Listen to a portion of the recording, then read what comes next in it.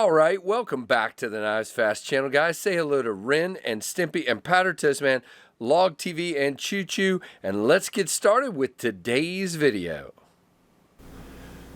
All right, so this is one I've been excited to check out for quite some time. This is the OchsWorks Lontra EDX, and this is the KnivesFAST channel. Check it out. Hit that subscribe notification bell, and check me out over on Instagram at KnivesFAST. So, guys, again, this is the OchsWorks Lontra, designed by Eric Ochs, his own brand, his own name. I've been excited to check this one out, but, you know, got in one of those pass-around groups, and I was way down at the bottom, and it just took a while to get here, and I was afraid that it wouldn't be available, but at the time of the recording of this review, he actually has a batch of them on his website on sale for $255 for the plain tie, and the ones with the carbon fiber are $280 each. $280 for the twill carbon fiber, and for the fat carbon are $300.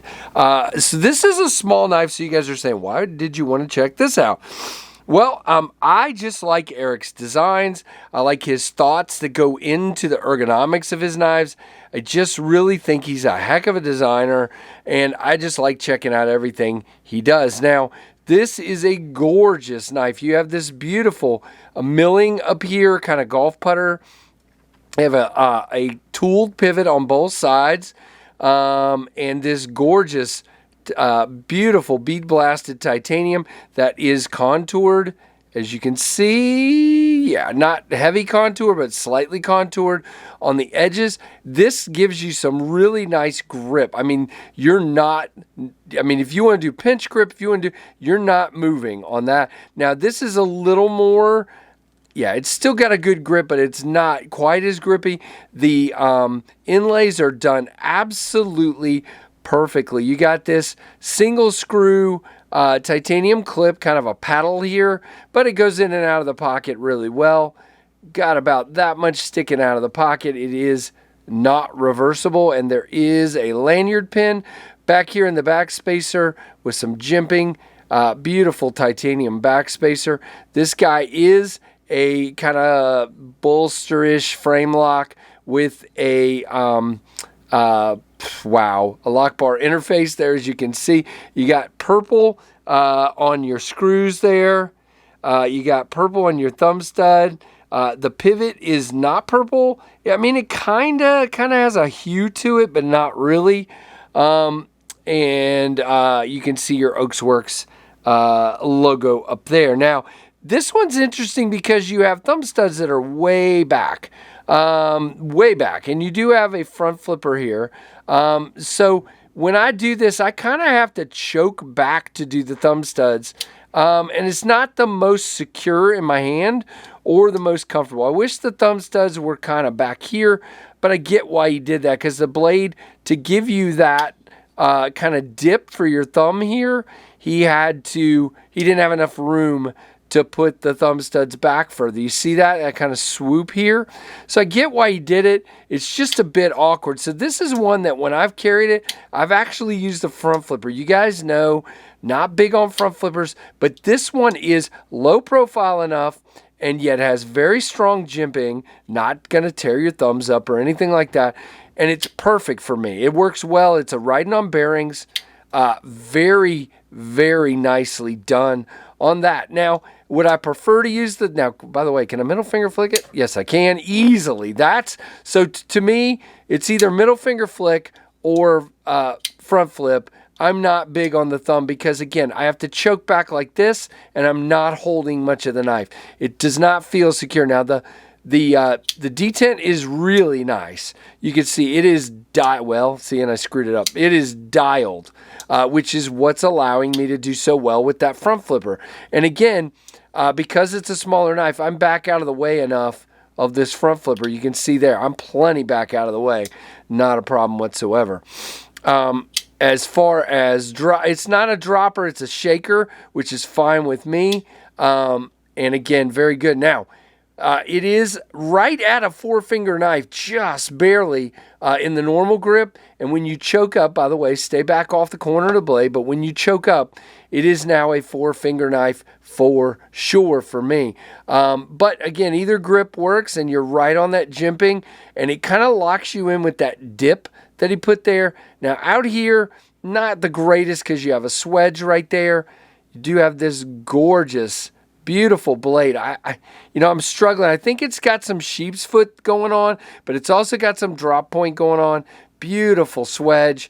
What a useful blade shape. Very awesome. It is thin. I believe it's a hollow. We'll look at the specs here in just a minute. Very nice. Now, I did get some new cardboard here before this review, so we're actually going to cut some cardboard and not look like a moron with a tiny little piece. You can see here, very slicey for such a small knife. Really nice. Very, very, very nice. Great little knife. I like it a lot. Now, again, is it smaller than I usually carry? Yes. Does it work for me? Absolutely. It is a good, just kind of utility cutter with a lower tip. Again, it's not super low. You can even call this a spear point, guys, almost. Look at that. I don't know.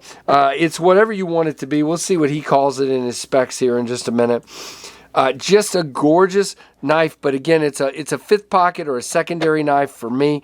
We'll talk about size in a moment. Now, this particular one is M390. They're all M390. Machined satin, high flat grind, purple haze fat carbon, titanium frame lock, titanium screws and clips and spacer, milled bolster texture, which is awesome. Screws and spacers are anodized, and this was produced on 2/9 of this year, so February 9th. All right, let's go to this particular one, which is $300. And our specs, where are they? Did he not? There we go. Blade length is 2.95. Overall is 6.68, so less than 7 inches. Closed is 3.74.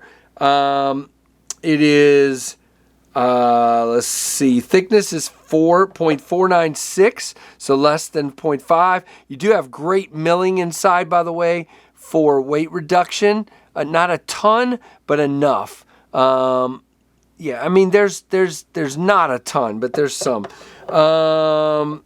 Weight just over 3 ounces, which again is absolutely perfect. Now, again, let's talk about a couple of the things. It did come dead centered. The lockup is about a 45 to 50.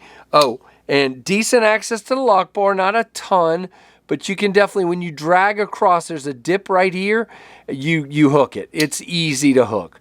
And it moves out of the way, guy. It has good recess right there. Just moves right out of the way, no problem whatsoever. When you are open, no lock rock, no blade play. Very, very nicely done. All right. So, yeah, it's a small knife. Here is your Ontario Rat 1, which dwarfs it. And I think the Rat 2 might actually be a little longer. It is. You can see there in your comparison sandwich that it is definitely a small knife. But I dig it a lot. So, curious, what do you guys think of this cool little guy here? If I can get it to sit still. There we go. I think it's awesome. Very, very nicely done, in my opinion. Just a beautiful, beautiful, well-made knife. I meant to ask Kevin, Lefty, who makes these, but I believe they are Riot. I'm not sure. Somebody can correct me in the comments if you know differently. I would love to hear from you where they are actually made, but I think they're Riot in China. So, very, very cool. Definitely give me your comment down below and let me know what you think. Give me a thumbs up down below. All the things, like, comment, subscribe, notification bell. Guys, I appreciate you so much, and I thank you for watching the KnivesFAST channel.